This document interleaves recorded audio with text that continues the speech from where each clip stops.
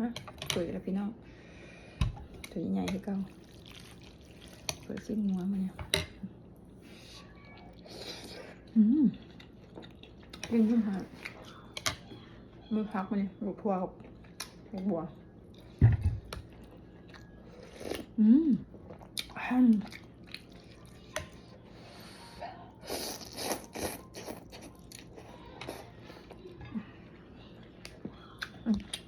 เดี๋ยวสกิ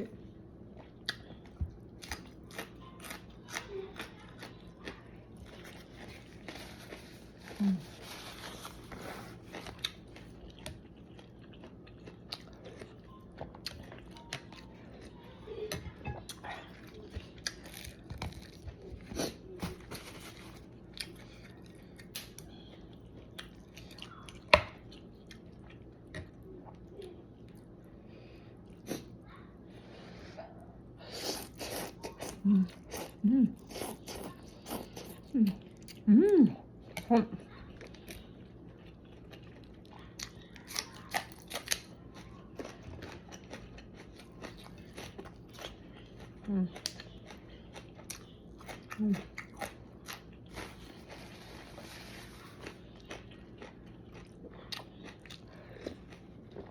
ไก่เมษาดมเย็นนะ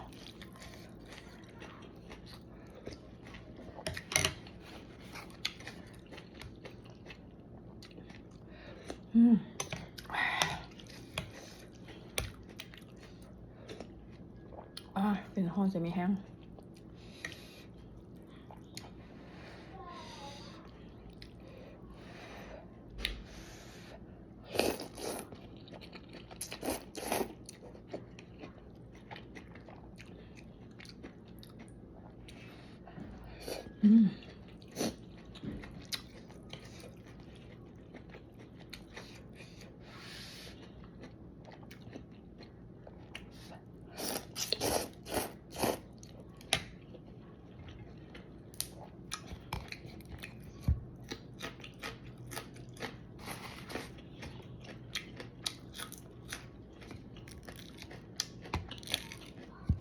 ทั่วสดๆอยู่ส่วน